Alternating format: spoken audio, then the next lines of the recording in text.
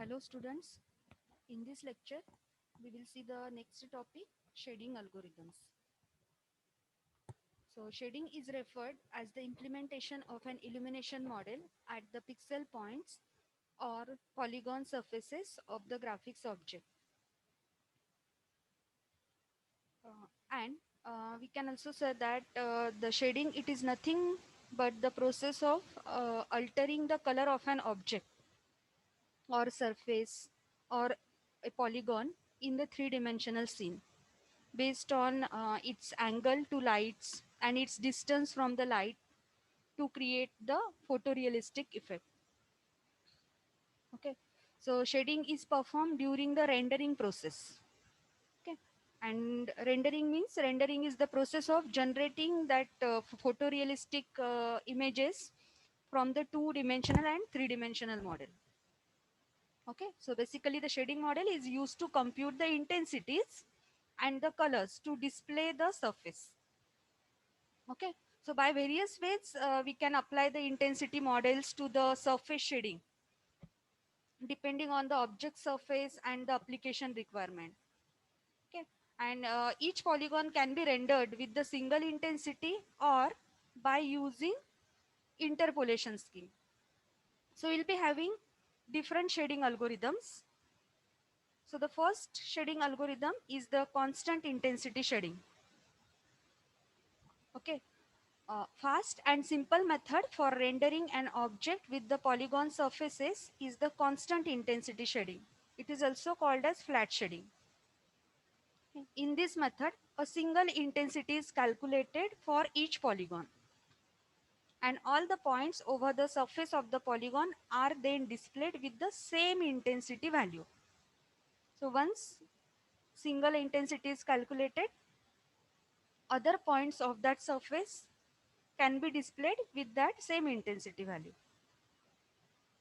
So the constant shading can be useful for quickly displaying the general appearance of the curved surface. Go through this diagram. In this figure, it is given a polygon mesh approximation of an object A. In this part B, the figure is rendered with the flat shading. Okay, and in the part C, this figure is with the Gouraud shading. Okay, we'll see next what is Gouraud shading. So in the constant intensity shading, here you can observe that there is a discontinuity in the surface of this figure polygon. So some part is darken and some part is light. Okay, this discontinuity it is occurring because of we are using a single intensity. Once this particular polygon it is divided into two parts, a single intensity of this particular part is calculated, and then all the points of that surface are displayed with using that intensity value. So here we are getting the same color, and here also same color based on the intensity values of that pixel, single pixel. So the main disadvantage of this method is that false contours appears between the adjacent polygons that approximate a curved surface, and the discontinuities at the polygon boundaries. So to remove the discontinuities at the polygon boundaries, we can use the next type of shading algorithm, that is the Gouraud shading. Okay, I said now only the polygon it can be rendered with either the single intensity, okay, two ways, or by using interpolation scheme. Now this next types, Gouraud shading and Ford shading, is based on the intensity interpolation scheme. Okay, so this intensity interpolation scheme, it is developed by Gouraud and generally referred to as the Gouraud shading. It renders a polygon surface by linearly interpolating the intensity values across the surface. Interpolating means if we know the two endpoints of the line, in that case, if we need to calculate the intermediate point, if we know the two endpoints intensity values, and if we want to calculate the intermediate pixel intensity value, then we can calculate it. That scheme, it is known as interpolation scheme. So the intensity values for each polygon are matched with the values of adjacent polygons along the common edges, and thus eliminating the intensity discontinuities that can occur in the flat shading. So to calculate that, there are few steps required in the Gouraud shading. So each polygon surface is rendered with the Gouraud shading by performing the following calculation. So the first step is determine the average unit normal vector at each polygon vertex. Then apply an illumination model to each vertex to calculate the vertex intensity. First, the value of the average unit normal vector is calculated. We need to apply the illumination model or on each vertex to calculate the intensity of that vertex. And the third one is linearly interpolate the vertex intensities over the surface of the polygon. So here in this particular diagram, in this figure, you can see how it is calculated the vertex v. For that we need to calculate the average normal vector. So at each vertex, at each polygon vertex, we obtain a normal vector, okay, n1, n2, n3 and n4 normal vector by averaging the surface normal of all the polygons starting that vertex. By considering this is the vertex, okay, the vertex, it is sharing the another surfaces of the polygon representing the normal vectors n1, n2, n3 and n4. So the normal vector at the vertex v is calculated as the average of the surface normals for each polygon sharing that vertex.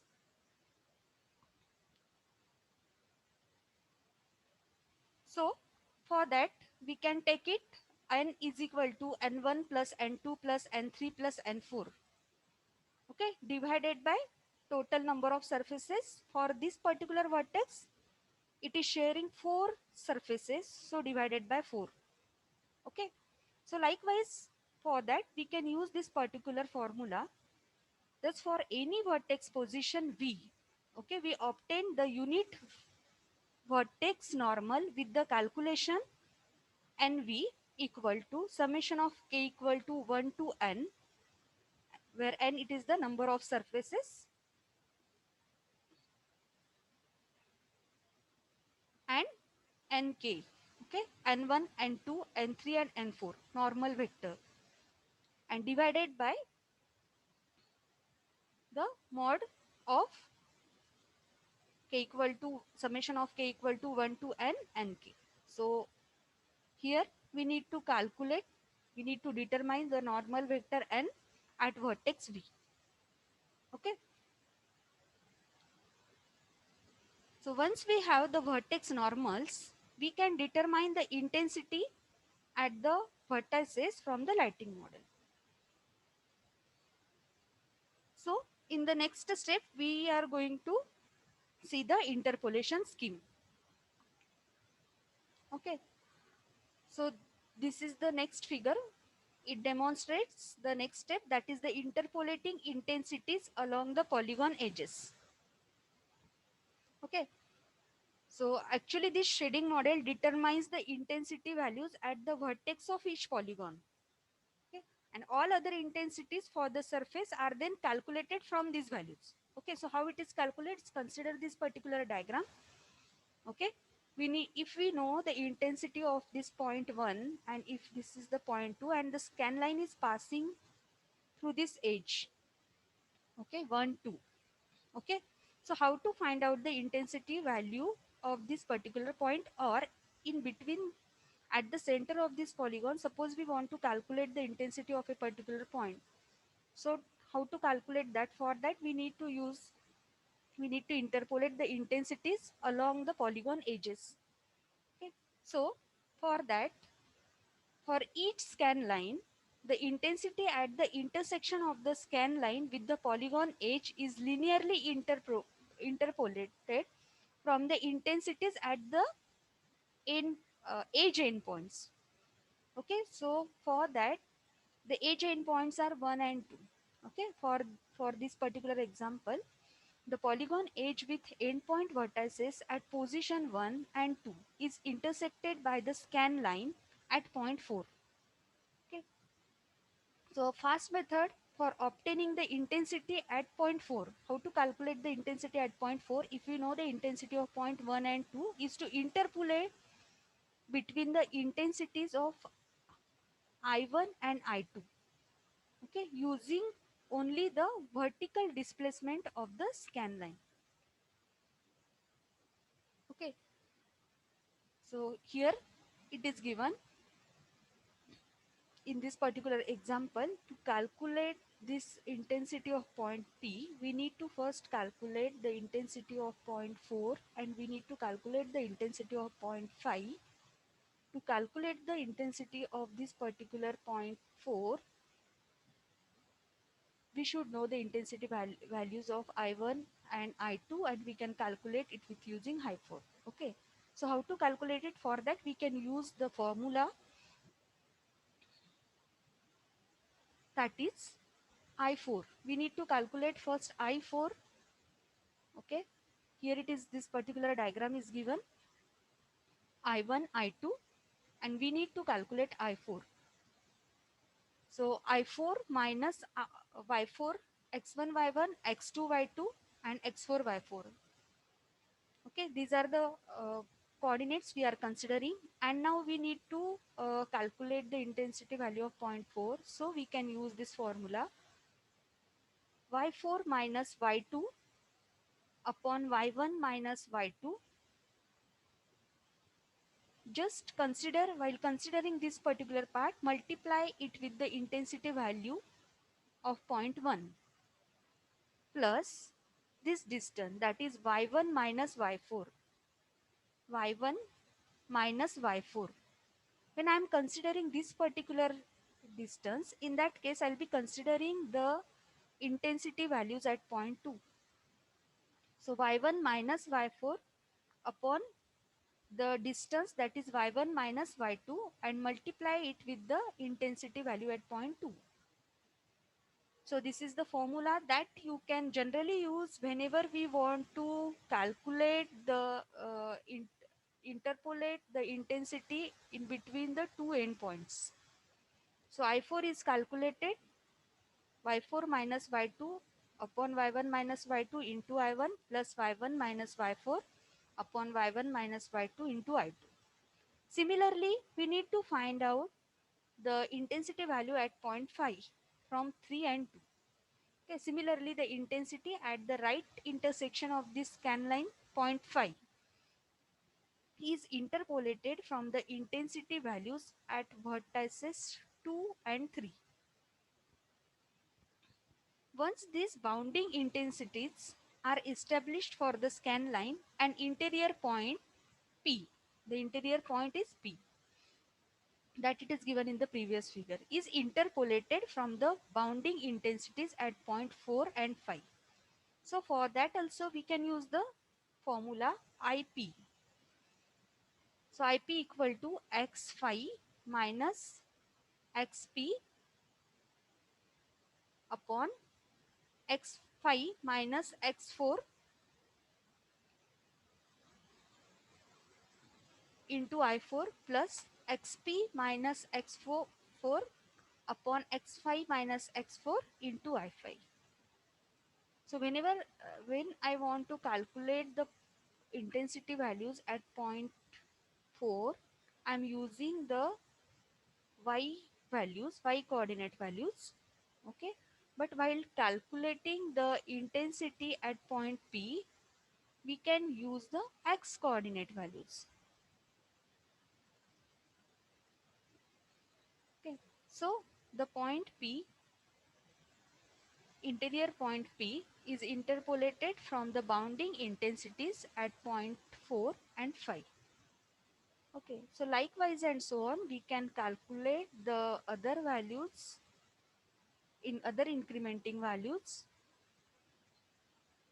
Incremental calculations are used to obtain the successive edge intensity values between the scan lines and to obtain the successive intensities along a scan line as shown in figure.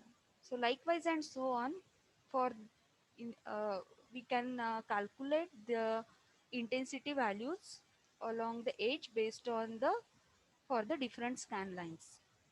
Okay, so this is the figure indicating incremental interpolation of the intensity values along a polygon edge for the successive scan lines.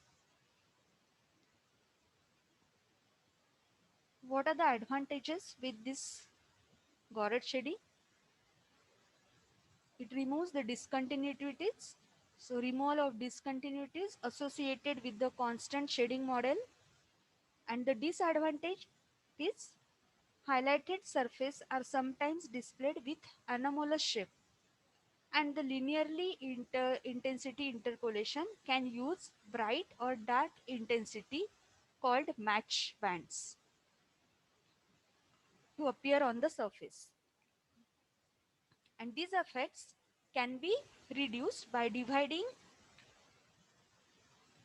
the surface into a greater number of polygon faces or by using other methods such as Phong shading that requires more calculations.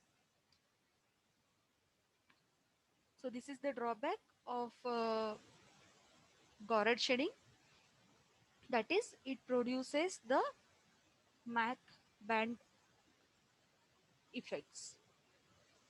Okay, so for that we can use the next type of shading, that is the Goret shading, Phong shading.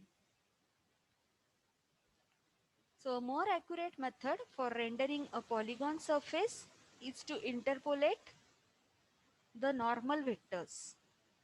Okay, in the previous case, what we have seen that we need to first calculate the average unit normal vector, and then we need to calculate the intensity values, and then we need to apply the linear interpolation on those intensity values. But here we need to interpolate the normal vectors directly. Okay. So a more accurate method for rendering a polygon surface is to interpolate the normal vectors and then apply the illumination model to each surface point. It displays more realistic highlights on the surface and greatly reduces the Mach band effect. Okay. So polygon surface is rendered using Phong shading by carrying out the following steps.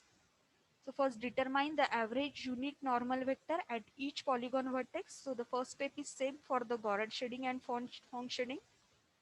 The another step, linearly and interpolate the vertex normal over the surface of the polygon. Now here we need to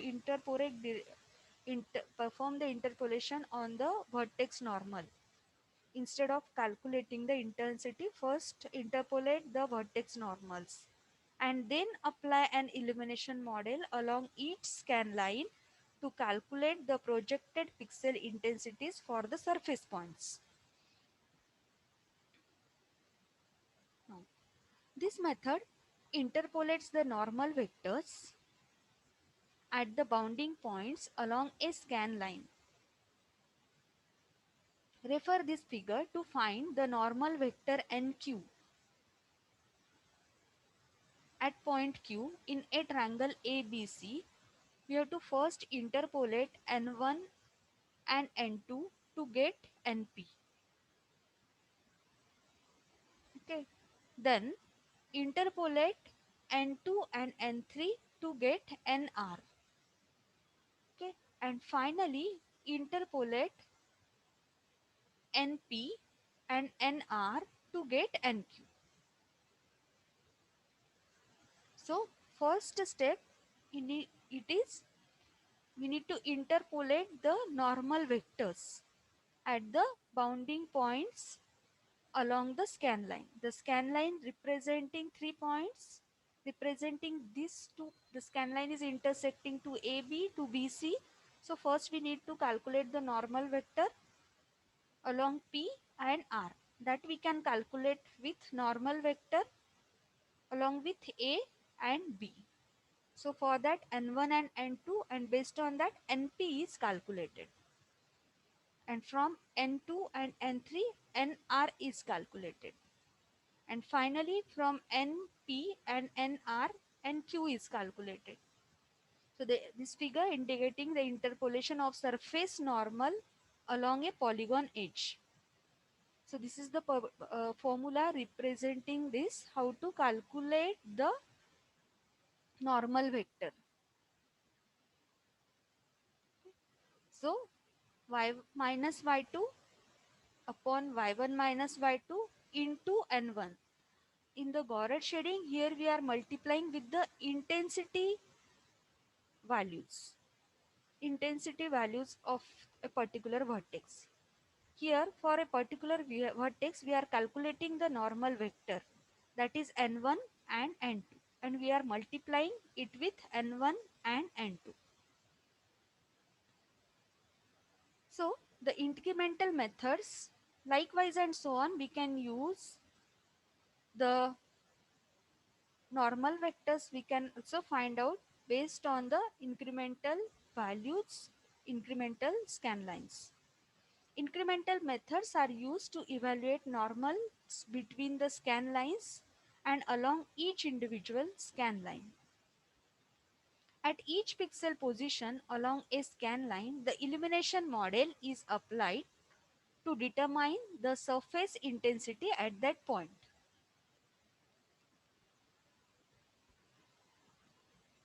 And the intensity calculations using an approximate normal vector at each point along the scan line produces more accurate result than the direct interpolation of intensity. So instead of taking direct interpolation of intensities, we need to take the interpolation of the normal vectors. So as in Goret shading, the trade-off, however, is that Phong shading requires considerably more calculations. So this method,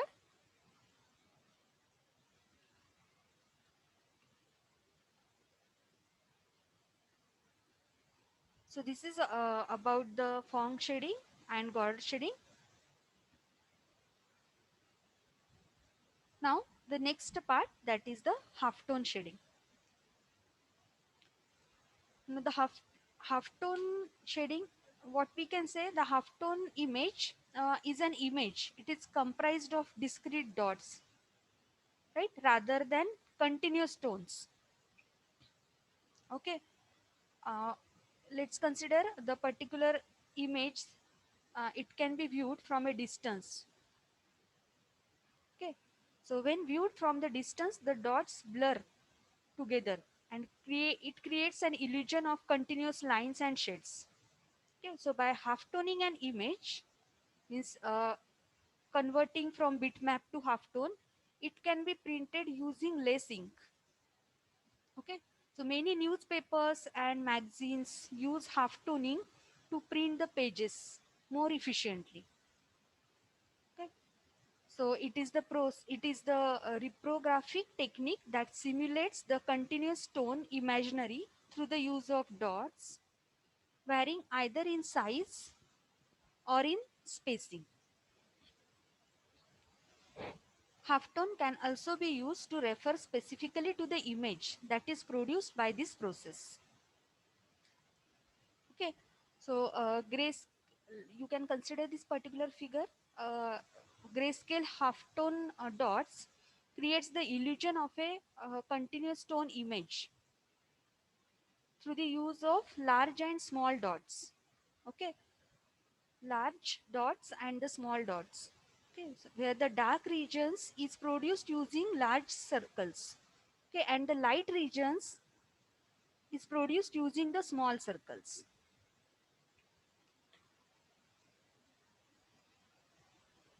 The halftone shading, where continuous tone imaginary contains an infinite range of colors or grades. The halftone process reduces the visual reproduction to binary image that is printed with only one color of ink. Okay. This binary reproduction relies on a basic optical illusion, and that these tiny halftone dots are blended into the smooth tones by the human eye. So the phenomenon of apparent increase in the number of available intensities by considering combined intensity of multiple pixels is known as halftoning. So the halftoning is commonly used in printing black and white photographs. Okay. And the pictures produced by halftoning process are called as halftones.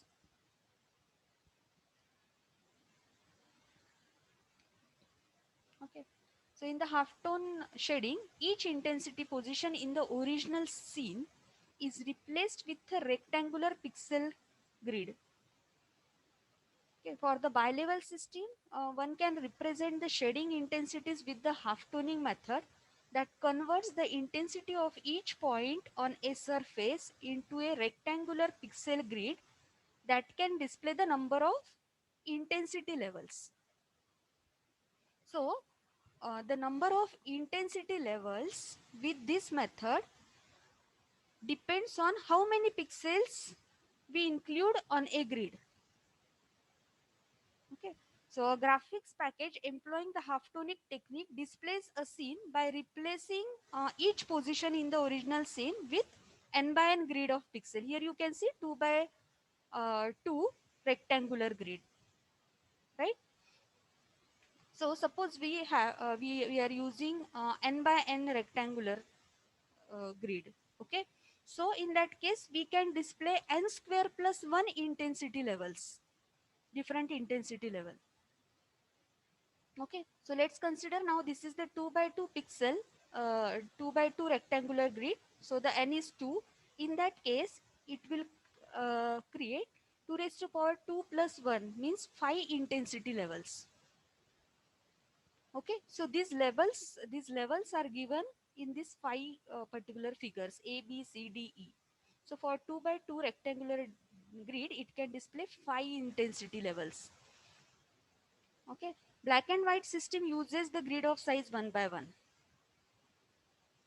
Okay. Now this figure shows that how circles are added to the grid with increasing intensity.